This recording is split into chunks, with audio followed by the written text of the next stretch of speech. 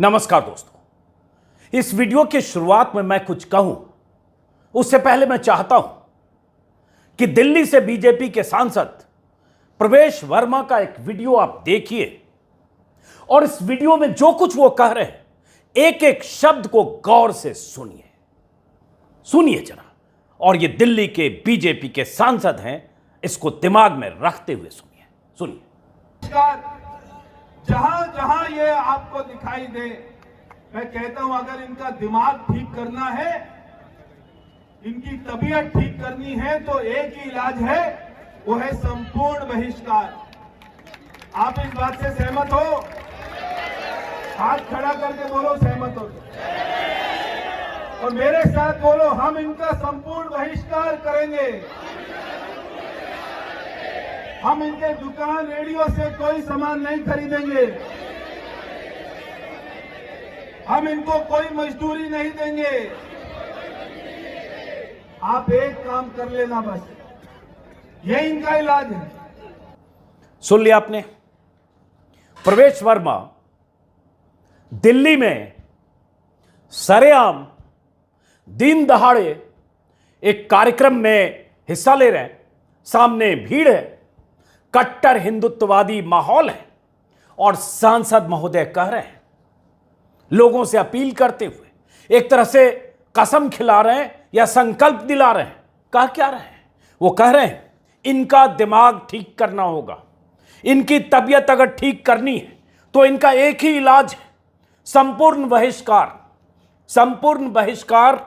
और मेरे साथ बोलो अगर सहमत हो तो इनका हम संपूर्ण बहिष्कार करेंगे और उसके बाद एक तरह से सबको संकल्प दिलवा रहे हैं कि इनकी दुकानों से सामान नहीं खरीदो, इनकी रेहड़ी पटरी से सामान ना खरीदो, इन्हें मजदूरी ना दो। इसके पहले वीडियो में यह भी है कि अगर ये रेस्टोरेंट कहीं इनका है तो वहां मत जाओ, मांस मछली की दुकानें अगर कहीं है और अगर लाइसेंस नहीं है या कुछ ऐसा है उसे बंद कराओ। ये खुलेआम दिल्ली में एक सांसद, सत्ताधारी दल का सांसद, दिल्ली में दिल्ली पुलिस उस सरकार के अधीन है, केंद्र की मोदी सरकार के अधीन उस सरकार का सांसद ऐसे लोगों से संकल्प दिला रहा है, अपील कर रहा है। लेकिन बात यहीं खत्म नहीं होती, इसलिए इस वीडियो को समझना देखना जरूरी है आपको, क्योंकि जब संघ प्रमुख मोहन भागवत कुछ चिकनी चुपड़ी बातें कर देते हैं, कुछ मुस्लिम इंटेलेक्चुअल्स, कोई पूर्व चुनाव आयुक्त, दिल्ली के पूर्व एलजी या ऐसे 4-5 बुद्धिजीवी मोहन भागवत से मुलाकात करके आते हैं, उसके बाद लगता कुछ सकारात्मक हो रहा है, तभी मोहन भागवत इमामों के संगठन के एक मुखिया के घर इलियासी साहब के यहां पहुंच जाते हैं, फिर लगता है कि नहीं कुछ हो रहा है। यह भ्रम पैदा करने की कोशिश तयशुदा ढंग से होती है कि मुसलमानों को लेकर संघ में कुछ चिंतन चल रहा है। दरअसल यह हाथी के दांत खाने के और दिखाने के और हैं और इस मुहावरे का बार बार मैं इस्तेमाल करता हूं। असलियत यही है जो प्रवेश वर्मा ने कही है, लेकिन अगर प्रवेश वर्मा कहते हैं इसका मतलब क्या है आगे बताऊंगा। उससे पहले एक और वीडियो है और यह वीडियो है दिल्ली से सटे, यूपी में पड़ता है, लोनी विधानसभा के एक विधायक का नाम है नंद किशोर गुर्जर। और नंद किशोर गुर्जर हमेशा पहले भी बयानों के लिए विवादों में रहे हैं। तो नंद किशोर साहब क्या कह रहे हैं जरा वो भी समझिए और सुनिए, और क्या क्या एक तरह से वो कहते हुए कबूल कर रहे हैं। फिर बताऊंगा ये सब कह कहां रहे हैं और क्यों ये सब हो रहा है, जरा सुनिए उनको भी। लेकिन फिर किसी की औकात नहीं हुई, इसलिए मजबूत होना पड़ेगा। हम लोग किसी को छेड़ते नहीं, लेकिन अगर हमारी बहन बेटी को छोड़ दे तो उसको हम छोड़ते भी नहीं है। ये हमारा चरित्र है। दिल्ली के अंदर सीए पर दंगा हुआ, जब ये जिहादी हिंदुओं को मारना शुरू किए तो आप लोग थे, आपने घर में घुसा दिया, हमारे ऊपर आरोप लगा कि हम 2500 लोग दिल्ली में घुसे। हम तो समझाने के लिए गए थे, लेकिन हम पे पुलिस ने मुकदमा दर्ज कर दिया कि हमने जिहादियों को मारने का काम किया। हमने जिहादियों को मारेंगे, हमेशा मारेंगे, लेकिन जो भारत माता को भारत माता मानता है, भारत माता की जय बोलता है, उसको हम बिल्कुल नहीं मारेंगे। जो भगवान श्री राम को अपना पूर्वज मानता है, उसको हम बिल्कुल कुछ नहीं कहेंगे।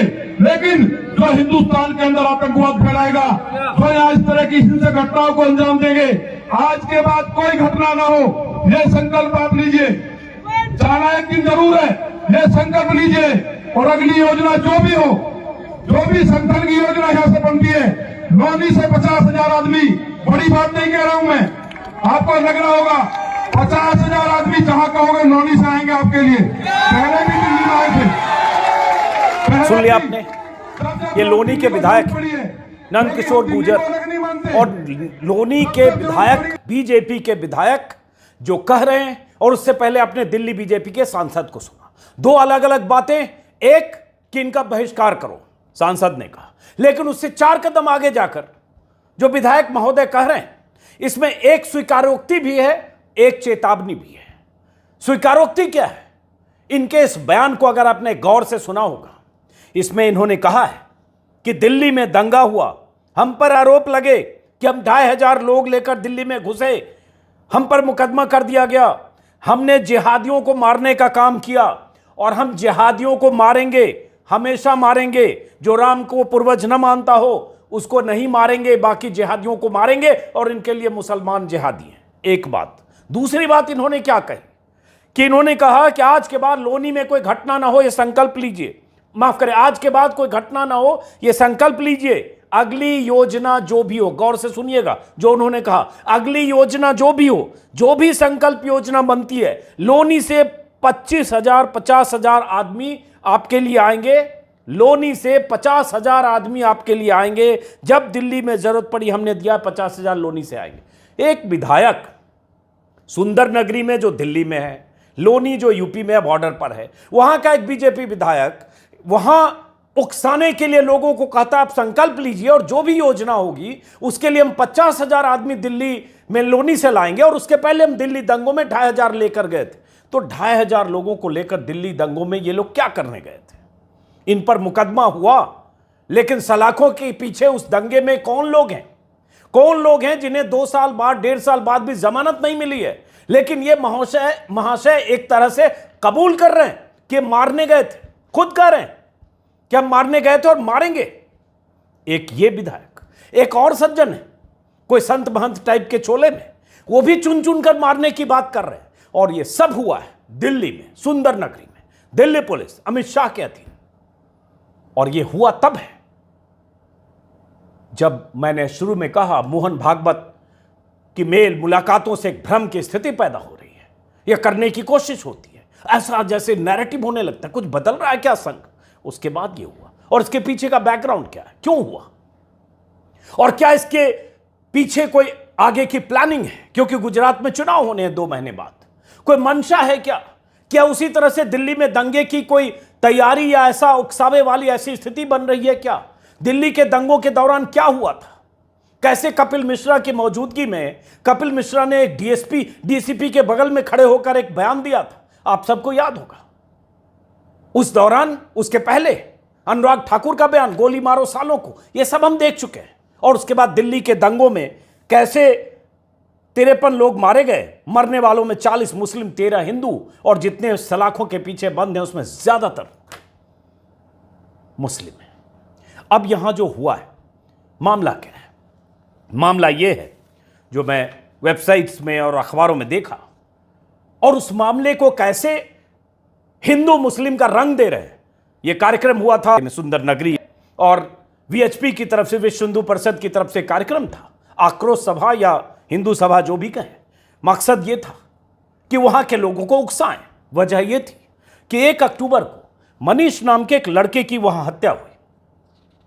उसमें कहा गया कि उसे गली में दौड़ाकर मारने का उसका एक वीडियो भी वायरल हुआ था। कहा गया कि पुलिस की जांच पड़ताल के बाद पहले दिल्ली के एक जेल में बंद 2 बदमाश मोहसिन और शाकिर की साजिश का पता चला। फिर मोहसिन का भाई साजिद और उसके कुछ साथी आलम, फैजान और बिलास पुलिस के हत्थे चढ़े। पता चला कि मनीष एक केस में मोहसिन के खिलाफ गवाह था, उस पर गवाही न देने का दबाव डाल रहे थे लोग, गुंडे बदमाश जो भी थे। नहीं माना तो सरेआम उसकी हत्या कर दी गई। उसका एक वीडियो भी आया, गली में दौड़ाकर मारा, जघन्य हत्या थी। और उसके बाद पुलिस ने तेजी से कार्रवाई की और सबको पकड़ा, सब जेल गए। लेकिन अब इस मामले को हिंदू मुसलमान का रंग देने की कोशिश की जा रही है, और इसलिए आज उस इलाके में, सुंदर नगर में, आज इसी इलाके में, सुंदर नगरी इलाका है शायद, और कहा गया इस सभा में विश्व हिंदू परिषद की तरफ से जो सभा हुई उसमें कोई आचार्य योगेश्वर हैं, उन्होंने भी खुलेआम कानून को हाथ में लेने की धमकी दी और मरने मारने जैसी बात की और एकदम सीधे सीधे चुन चुन कर मारेंगे जैसी भी बात की। अब सवाल यह उठता है कि कायदे कानून को हाथ में लेना इनके लिए मामूली बात है। अगर एक विधायक कहता है बहिष्कार करो, सामान लेना बंद करो, मुसलमानों की दुकानों पर जाना बंद करो, उन्हें मजदूरी देना बंद करो, लेकिन दूसरा 4 कदम आगे जाता है। वो कहता है संकल्प लो और कुछ भी हो तो 50,000 आदमी हम लेकर आएंगे, और तीसरा कहता है चुन चुन कर मारेंगे। और ये सब दिल्ली में हो रहा है। बार बार बोल रहा हूं, ये दिल्ली में हो रहा है जहां अमित शाह की पुलिस है। और ये एक सुनियोजित साजिश आने वाले दिनों के लिए किसी तरह की क्यों नहीं हो रही है, ये हम क्यों ना मान लें, क्योंकि चुनाव है। दिल्ली के दंगे में क्या हुआ था और ये सब क्यों होता है?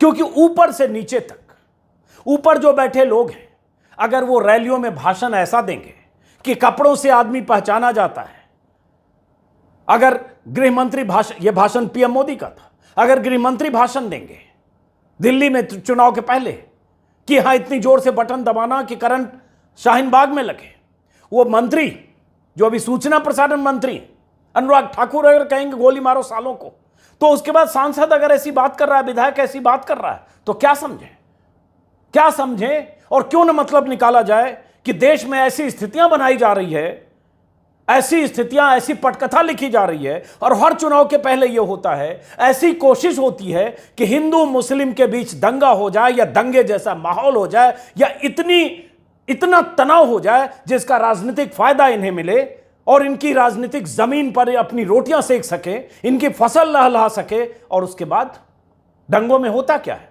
दिल्ली के दंगों में क्या हुआ मैंने पहले आपको बताया, मौतें जो हुई और उसके जो आंकड़े, और उसके बाद दिल्ली के दंगों में जो दिल्ली पुलिस की भूमिका थी। अभी 2 दिन पहले, कल ही एक रिपोर्ट आई है, पूर्व जजों की रिपोर्ट है, एक कमेटी बनी थी, उसमें कई लोग थे शामिल, जिसमें जस्टिस सुप्रीम कोर्ट के justice Madan Lokur, justice AP Shah, justice RS Sodhi, justice Anjana Prakash और पूर्व केंद्रीय गृह सचिव GK पिल्लई, 5 लोगों की कमेटी ने एक रिपोर्ट दी, जिस रिपोर्ट में कहा गया कि किस तरह से दिल्ली दंगों में भूमिका पुलिस की और केंद्र की सरकार की, गृह मंत्रालय की, दिल्ली सरकार की और मीडिया की भूमिका के खिलाफ सख्त टिप्पणी ऑब्जर्वेशन है। और उसमें कहा गया कि किस तरह से बीजेपी ने CAA के विरोध में प्रदर्शनों को अपने चुनाव प्रचार का मुख्य मुद्दा बनाया और इन प्रदर्शनों को राष्ट्र विरोधी और हिंसक करार दिया। और उसके बाद ऐसे नारे लगे, देश का गद्दार और गोली मारो जैसे मुसलमानों के खिलाफ बनाए गए माहौल को टीवी चैनलों और सोशल मीडिया ने हवा दी। और इसी तरह की बहुत सारी बातें कही गई है। और कमेटी की रिपोर्ट में यह भी कहा गया है कि दिल्ली पुलिस और केंद्रीय पैरामिलिट्री फोर्स नियंत्रण होने के बावजूद केंद्रीय गृह मंत्रालय सांप्रदायिक हिंसा को रोकने के लिए प्रभावी कदम उठाने में नाकाम रहा। पुलिस और उच्च अधिकारियों ने 24 और 25 फरवरी को जब दंगे हुए थे, बार बार यह विश्वास दिलाया कि स्थिति नियंत्रण में है, लेकिन उसके बावजूद जमीन पर हिंसा होती रही। यह दिल्ली दंगों में हो चुका है। और अब यह सुंदर नगरी में ऐसी सभा आज ही हुई है। और जब जब चुनाव होता है, मैंने पहले कहा, तब तब ऐसी स्थितियां पैदा होती है। मुसलमानों के खिलाफ देश में माहौल बनाने की कोशिश है, कोई नई बात नहीं है। और कहीं न कहीं से हर वक्त टारगेट करने की सीमा लांघते हुए पैगंबर मोहम्मद तक चले जाना। और उस बयान के बाद नुपुर शर्मा का आपको पता ही होगा कि नुपुर शर्मा और नवीन जिंदल से बीजेपी को फ्रिंज एलिमेंट कह के उनसे पीछा छुड़ाना पड़ा, क्योंकि 1 दर्जन देशों में भारतीय राजदूतों को समन किया गया। क्या यह भी फ्रिंज एलिमेंट? क्या यह सांसद और विधायक जिस तरह से वहां बहिष्कार की बात कर रहे हैं, क्या यह फ्रिंज एलिमेंट? क्या इसको मोदी जी, प्रधानमंत्री मोदी, अमित शाह इंडोर्स करेंगे? और अगर नहीं करेंगे तो क्या इनके खिलाफ मुकदमे दर्ज होंगे? क्या शांति भंग करने के मुकदमे इन लोगों के खिलाफ दर्ज नहीं होने चाहिए? क्या दिल्ली में भीड़ को उकसाने के मामले इनके खिलाफ दर्ज नहीं होने चाहिए? अगर सामने सैकड़ों या हजारों की भीड़ है, अगर उन्हें चुन चुन कर मारो या मरने मारने की बात कर रहे हो, और कल को वहां ऐसी स्थिति हो गई, कोई अप्रिय घटना हो गई और एक विधायक कह भी रहा है कि 50,000 लोगों को लेकर हम आ जाएंगे, तो जिम्मेदार कौन होगा? एक घटना हुई, एक जघन्य हत्या हुई, हत्यारे पकड़े गए, पुलिस जांच कर रही है, देश कायदे कानून से चलेगा, उसे जो सजा मिलनी चाहिए मिले, चाहे उसे फांसी मिले, चाहे उम्र कैद मिले, ये सजा अदालत तय करेगी, पुलिस चार्जशीट करेगी। ये कौन होते हैं जो वहां जाकर इस तरह से मरने मारने और उकसाने की बात करते हैं? लेकिन ये होते हैं क्योंकि ये सत्ताधारी दल के सांसद और विधायक हैं। इन्हें पता है कि ये कहकर भी या इस तरह की अपीलें करके भी इनका कोई नुकसान नहीं होगा, उल्टे हो सकता है इनके आका खुश हों, क्योंकि वही नैरेटिव गढ़ने की कोशिश हो रही है। और मीडिया, वो मीडिया के लोग जो एक एक कोई कहीं कोई मुस्लिम बोल दे तो उसका वीडियो लेकर या कई बार फेक न्यूज भी फैलाकर ऐसा नैरेटिव गढ़ने की कोशिश करते हैं जैसे देश का बड़ा तबका या मुसलमानों का पूरी जमात राष्ट्र विरोधी है। उसी तरह की बात वो विधायक या सांसद करते हैं वहां जाकर। वो कह रहे हैं इनका मतलब सब, इनका मतलब मुस्लिम। मीडिया कहां है? क्या कोई मीडिया, कोई चैनल प्रवेश वर्मा के खिलाफ मुहिम चलाएगा? क्या कोई चैनल ऐसे विधायक के खिलाफ मुकदमा दर्ज कराने से लेकर इनके खिलाफ कार्रवाई हो ऐसी मुहिम चलाएगा? शायद नहीं। तो इसलिए दोस्तों, एक नागरिक के तौर पर आपकी और हमारी सबकी जिम्मेदारी है कि ऐसे लोगों के बहकावे में ना आए। इनका मकसद है राजनीतिक मकसद, इनका मकसद है कि देश में हिंदू मुसलमान होता रहे, इनका मकसद है कि नफरत की फसल लहलहाती रहे, इनका मकसद है कि एक धर्म के खिलाफ ध्रुवीकरण होता रहे, इनका मकसद है सियासत चमकती रहे, चाहे हमेशा मुसलमानों को टारगेट करते हुए उनके सामान या उनके दुकान या उनके बहिष्कार या उन्हें चुन चुन कर मारने की बात की जाती रहे, चाहे भारत को हिंदू राष्ट्र बनाने के संकल्प लिए जाते रहे। सब चीज का मकसद है।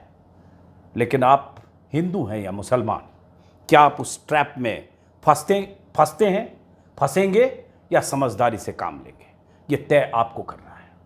फिलहाल इस वीडियो को आक्रोश के साथ खत्म करता हूं। नमस्कार।